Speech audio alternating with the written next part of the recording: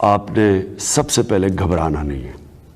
आपने सबसे पहले घबराना नहीं है। ये एक फेल्ड स्टेट की पूरी इंडिकेशन जो है ना वो आपको अब मिल रही हैं। हाउ टू सेव पाकिस्तान, सियासतदान भी एक्सपोज हो गए, जजेस भी एक्सपोज हो गए, जनरल्स भी एक्सपोज हो गए, इकोनॉमी डिफॉल्ट के करीब। इंडिया को ब्लॉक करने से हमें तो ज्यादा, हमें उनको नुकसान भी हो रहा होगा यकीनन, लेकिन वो अफोर्ड कर सकते हैं, आप नहीं कर सकते। आप तो बैंकरप्ट हो चुके हुए हैं। हमारा जो सबसे ज्यादा नेचुरल ट्रेडिंग पार्टनर होना चाहिए इंडिया, उसके साथ तकरीबन जीरो ट्रेड है। तो ये बैड इकोनॉमिक्स है भाई। This is not economics, this is economic suicide. ये पॉलिसीज जो हैं, इंडिया ने अपनी इकोनॉमी को भी ठीक कर लिया है, तो उनसे झगड़ा लेके हमने अपनी इकोनॉमी का भी सत्यानाश कर दिया। लेकिन डॉक्टर साहब, चाइना से तुम्हारे बड़े अच्छे ताल्लुकात हैं। Why couldn't we get sync with the Chinese? और उनका पैसा जो है, आज हमारा हर मिनिस्टर ये कह रहा है। रिसेंटली पाकिस्तान की जो इकोनॉमिक एडवाइजरी काउंसिल है और जो हाईएस्ट इकोनॉमिक बॉडी है, उसने कहा था कि 30 if I am not wrong 35%, मुझे एग्जैक्ट नंबर भूल गया है, आउट ऑफ 33 या 35% जो इन्वेस्टमेंट है चाइनीज, वो फ्लॉड है। ये डॉन की बहुत बड़ी स्टोरी थी। तो जो आपको बताते ही नहीं कि हमारी क्या पॉलिसीज हैं, उनसे आप क्या पकड़ेंगे? उन्हें पकड़ा तो आदमी किसी लेवल पे इक्वालिटी पे होता है ना। आप कौन है पकड़ने वाले चीन को? आपकी जीरो है, उनकी जितनी भी है इन्वेस्टमेंट उनकी है, तो तुम्हारी केड़ी इन्वेस्टमेंट है? जय श्री राम दोस्तों, और आज मैं लेके आया हूँ कमर चीमा और वहाँ के एक राजनीतिक विश्लेषक हैं जो काफ़ी ज़्यादा जानकार हैं, इश्तियाक अहमद। उनके बीच की बातचीत जिसमें यह बात किया जा रहा है कि भारत और कहाँ पे पहुँच गया है और वो देश जो 1947 में साथ में आज़ाद हुआ था वो कहाँ पे रह गया है। इसका मेन कारण यहाँ की मिलिट्री है। इसका मेन कारण यहाँ के लोग हैं जिन्होंने हिंदुओं और अन्य लोगों को अपने साथ नहीं रखा और अपनी सोसाइटी को इस तरह से डेवलप किया मानो कि वो इस्लाम के लिए ही बने हैं और इसको एक साथ लेकर चला, जिसके कारण आज वो पीछे रह गए हैं। इस बातचीत में आप सुनेंगे कि किस तरह से इश्तियाक अहमद बता रहे हैं कि भारत आज जिस तरह से डेवलप हो रहा है और वह जिस तरह से विकसित हो रहा है और अन्य देशों पे प्रभाव डाल रहा है, उससे पाकिस्तान को भी फ़ायदा उठाना चाहिए और पाकिस्तान को भी अपना ट्रेड भारत के साथ करना चाहिए। क्योंकि इसमें यह भी बताया गया है बातचीत में कि किस तरह से चाइना फॉरेन डायरेक्ट इन्वेस्टमेंट की मदद से पाकिस्तान में अपने पैसे डंप कर रहा है और जिससे पाकिस्तान का बहुत बड़ा नुकसान हो रहा है और पाकिस्तान एक डेब्ट ट्रैप में फंस रहा है। चूँकि इसमें यह भी उन्होंने बताया है कि अगर आप इस लेवल के फॉरेन डायरेक्ट इन्वेस्टमेंट लेंगे या इस तरह के लोगों से आप दोस्ती करेंगे या जिनको आप अपना सब कुछ समझेंगे, वो आपको इसी तरह का धोखा देंगे और आप उस पर उंगली भी नहीं उठा पाएंगे। क्योंकि अगर आप भारत के साथ अगर ये ट्रेड करते या भारत के साथ आपकी इन्वेस्टमेंट होती तो आप उस पर उंगली भी उठा सकते थे, आप उनसे डाउट भी पूछ सकते थे। पर चाइना के खिलाफ आपकी हिम्मत नहीं है कि आप कोई भी डाउट हो तो आप उस पर उंगली उठा सकते हैं या कोई जानकारी मांग सकते हैं। यह इस वीडियो में बता दिया गया है कि किस तरह से पाकिस्तान पूरी तरह से बेबस और बेकार हो रहा है और पूरी तरह से एक फेल्ड स्टेट बनता जा रहा है। इस वीडियो में पूरी तरह से फोकस किया गया है कि कैसे पाकिस्तान बिल्कुल बेबस है और पूरी तरह से डेब्ट ट्रैप में फंस चुका है और इस ट्रैप से बाहर निकल नहीं सकता है, चाहे वो एड़ी चोटी का जोर ही क्यों ना लगा ले। तो चलिए हम लोग वीडियो की शुरुआत करते हैं और वीडियो को देखते हैं और मज़े लेते हैं। धन्यवाद।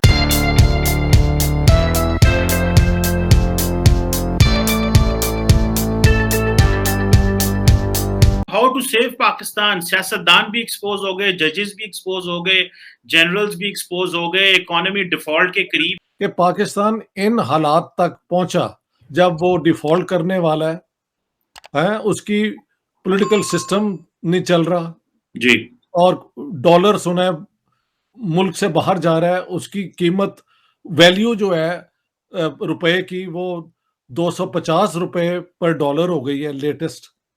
तो ये तो पाकिस्तान इज वर्चुअली बैंकरप्ट। ये एक फेल्ड स्टेट की पूरी इंडिकेशंस जो है ना वो आपको अब मिल रही हैं। कहीं ना कहीं पाकिस्तान ने अपनी क्या कहते हैं अपना अ, हिम्मत से ज्यादा ओवर स्पेंड किया है। जिस इकोनॉमी की स्पेंडिंग उसकी इनकम से ज्यादा हो जाए वो उसका प्रॉब्लम जो है बढ़ता ही जाता है, बढ़ता ही जाता है। और पाकिस्तान के तो अब जो एक्सटर्नल डेट है वो तो क्रशिंग है। तो आइडियोलॉजी ने हमें कुछ भी डिलीवर नहीं किया। आप जितना मर्जी एजुकेशन में इस्लाम ले आए, पता नहीं कहाँ कहाँ आप ये चीजें ले आए, नेट रिजल्ट तो पाकिस्तान का सत्यानाश होता जा रहा है और हो चुका है। कि दुनिया ने जो आप पे प्रेशर डाला हुआ है वो तो यही है ना कि जो पूरी कंडीशंस हैं FATF की लिस्ट से बाहर आने की वो आप पूरी नहीं कर रहे। यानी टेरर फाइनेंसिंग किसी ना किसी तरीके से अभी भी according to those who are going to approve वो नहीं पूरी हुई। एक जियो स्ट्रेटेजिक पोजीशन है, वो जियो स्ट्रेटेजिक पोजीशन को पाकिस्तान ने बड़ा नैरोली इंटरप्रेट किया कि दुनिया की कोल्ड वॉर में या बाकी जो Iran versus Saudi Arabia, China versus India के अंदर हम किसी तरीके से अपनी एक निश निकाल लें कि हम कहाँ फिट होते हैं। इंडिया को ब्लॉक करने से हमें तो ज्यादा, हमें उनको नुकसान भी हो रहा होगा यकीनन, लेकिन वो अफोर्ड कर सकते हैं, आप नहीं कर सकते। आप तो बैंकरप्ट हो चुके हुए हैं। चाइना इंडिया की अभी थोड़ी बॉर्डर हुई है नहीं और अभी तक बड़ी टेंशन है, लेकिन ट्रेड उनकी 100 बिलियन से 125 बिलियन हो गई है। उसमें टेंशन जरूर है, जाहिर है। तो अब दो मुल्कों के रिलेशंस वो क्या कहते हैं इक्विलिब्रियम में नहीं होंगे तो ये होगा। हमारा जो सबसे ज्यादा नेचुरल ट्रेडिंग पार्टनर होना चाहिए इंडिया, उसके साथ तकरीबन जीरो ट्रेड है। तो ये बैड इकोनॉमिक्स है भाई। This is not economics, this is economics suicide. ये पॉलिसीज जो हैं, तो ये स्टेट अगर बैंकरप्ट हो रही है तो किसको, who is surprise? Not I am very sorry. क्योंकि ये सारा बर्डन तो गरीब आदमी पे पड़ रहा है ना। ये लोग तो भाग जाएंगे, इनके ऑलरेडी फॉरेन एक्सचेंज इन्होंने निकाल दिया होगा कनेक्शंस के जरिए। पाकिस्तान जाए भाड़ में, इनको कुछ नहीं होना। इमरान खान ने तो इंडिया के साथ कॉन्फ्रंटेशन को एक अपना ईमान बना लिया था और सारी दुनिया के साथ झगड़ा, इस्लामोफोबिया, ये वो। This is nonsense. 20 million Muslims live in Europe and north America. ज्यादा उनके पास फ्रीडम है, ज्यादा उनके पास सिक्योरिटी है। 4-4 कारें लोगों ने रखी हुई हैं, समर हाउस बनाए हुए हैं, पता नहीं क्या क्या बनाया हुआ है। तो उनको कहना कि Islamophobia is an absurd allegation. Iran के साथ भी हमने अफगानिस्तान की वजह से माजी में ताल्लुकात खराब किए। चाइना के साथ हमारी कैपेसिटी नहीं है कि हम उनके साथ इंगेज कर सकें। वो बहुत कुछ है, बहता दरिया है, उससे बड़ा कुछ निकाला जा सकता है।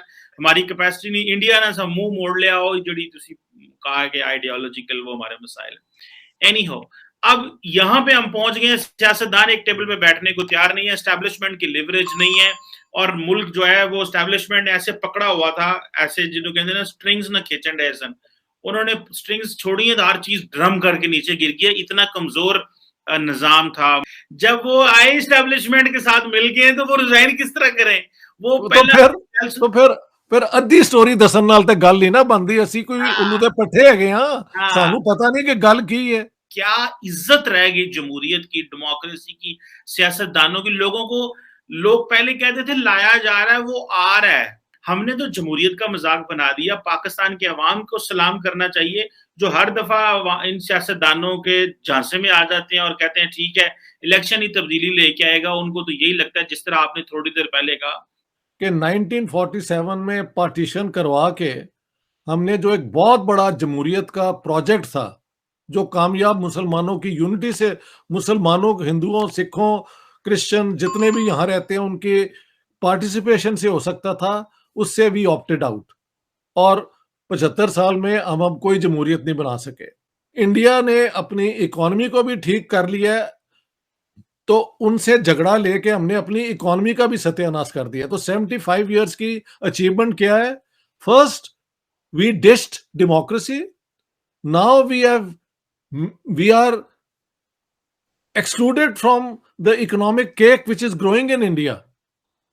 तो ये क्या कहाँ की अकल की बात है यार? किसने इनको, यानी ये शॉर्ट साइटेड इनकी सारी सियासत है कि नफरतों को उभार के तो झगड़े करवा दो। ये तो इंडिया तो चलो ठीक है, मार्केट ग्रो कर रही है, लेकिन डॉक्टर साहब चाइना से तुम्हारे बड़े अच्छे ताल्लुकात हैं। Why couldn't we get sync with the Chinese? और उनका पैसा जो है, आज हमारा हर मिनिस्टर ये कह रहा है, रिसेंटली पाकिस्तान की जो इकोनॉमिक एडवाइजरी काउंसिल है और जो हाईएस्ट इकोनॉमिक बॉडी है, उसने कहा था कि 30 if I am not wrong 35%, मुझे एग्जैक्ट नंबर भूल गया है, आउट ऑफ 33 या 35% जो इन्वेस्टमेंट है चाइनीज, वो फ्लॉड है। ये डॉन की बहुत बड़ी स्टोरी थी।